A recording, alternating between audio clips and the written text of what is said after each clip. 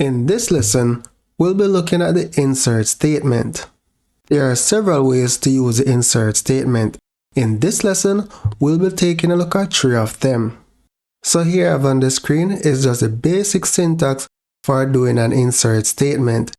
You have the insert into, then you specify the table name that you want to insert into, then you have the keyword values, and then in brackets, you'll specify the list of values that you want to insert. When you're inserting into a table, you can either do a full insert or a partial insert. Now, a full insert meaning that you're inserting data for all the available columns that are in the table. So our table is currently empty, and to insert data in the table, we need to use the insert statement. So for this example, I'm inserting a record for Marco Jackson in the customer table, right? So the customer ID is 2, the first name is Marco, the last name is Jackson, and the date of birth is the 16th of the 10th, 2023, right? So this is a full insert for one record. Now I want you to pay keen attention to this. For the integer value, right, we do not have it in quotations. However, for the string data types, right, that is the first name, last name, and date, we do have them in quotations, right? So when we execute this, it should insert one record in the customer table. Now here I want to make a very important demonstration.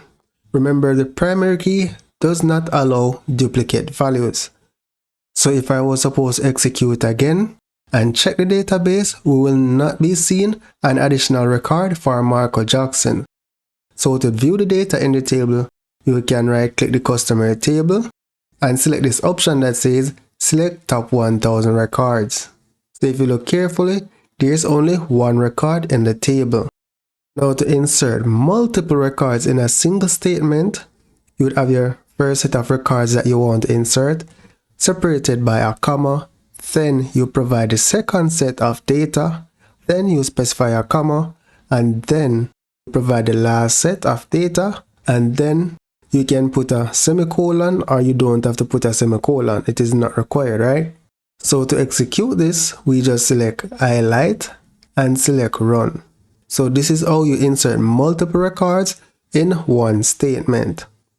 So if you're supposed to spread it out, it looks like this, right? That is what it would look like if you spread it out. Now let's take a look at the partial insert. Now the partial insert is where you do not want to insert all the records for a column. Whenever you're doing a partial insert, you have to specify the column names that you are inserting data for. So in this case, I'm doing a partial insert for customer. So I'm inserting the customer ID, first name, and last name. So I have to specify these values. And here I just specify the data for those columns. So when I hit execute, data will be inserted.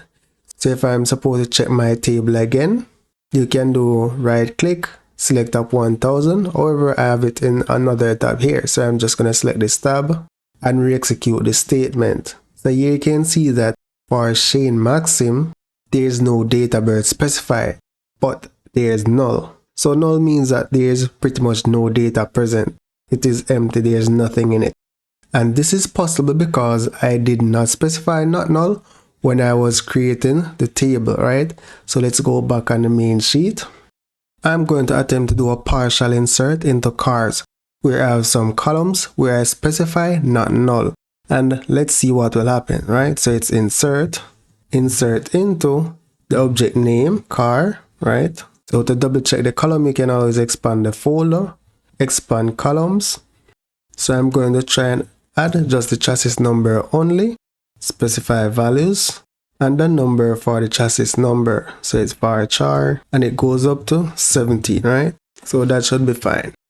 Now let's execute this and see what happens. Cannot insert in the value not null column. So basically it's trying to insert null into the column, but it is not accepted. Why? Because the column does not allow nulls. So the insert failed.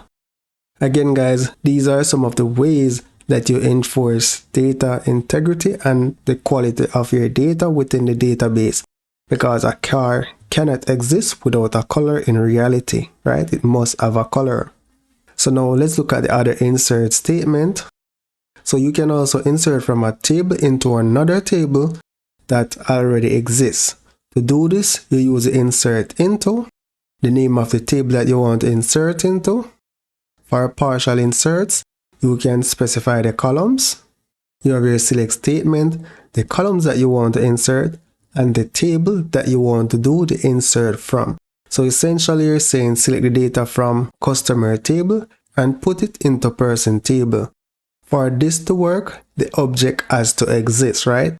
So what we're going to do to create a person table for this demonstration is right click customer and select script as create. So what we're going to do here is change the name of the table from customer to person. So that is the only change we are making. Now select execute. So we have now successfully created a person table. So let's head over back to the insert statements. So let's execute this insert statement. Select run. You can see 6 rows was affected in the message section. So refresh tables. So you right click on tables and select refresh. You can see we have the table which was created. So right click on the table and select the option that says select top 1000. So this is all the data which is currently in the customer table. So let's go back to the insert statements again. So you can do a partial insert and you can do a full insert using the insert into and select statement, right?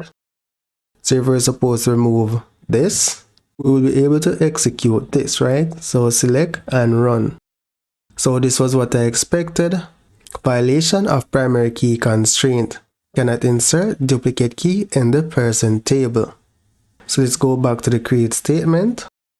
What I'm going to do now is create a new table called person2 just for demonstration purposes and execute. Now let's go back to insert statement and here I'm going to insert into person2. Now let's execute and select run. So 6 rows was affected. Now let's refresh our tables. Select refresh and here we have the person2 table. So right click, select top 1000. And here you can see all the data present.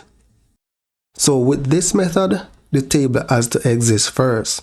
Now we have another option called select into where the table doesn't have to exist. So like the previous two examples, you can do a partial insert and you can do a full insert. So the syntax goes like this. Select, here you would have the table columns. Here you have the new table that you want to create from the select statement, right? And then this is your source table. So you typically do this when you want to back up tables, right? So I could say customer, today is the 23 of December 2023. So when I execute this, it will create this table called customer 23/12/2023. So when I hit refresh, I will be seeing the table here. So if you do a select, so you right click, select out top 1000 rows, you can see all the data is present, which is in the customer table. You can do a partial insert as well, right? So let me get rid of this. So here you'd specify the column that you want to insert. Here you specify the name of the table again, and then in the from section, you specify your source table. So here I'm just going to call this customer new. Now execute this and let's run. Here we have 6 rows affected. Now let's refresh the table section. Right click, select top 1000. And here we can see that only the customer ID is stored in this table.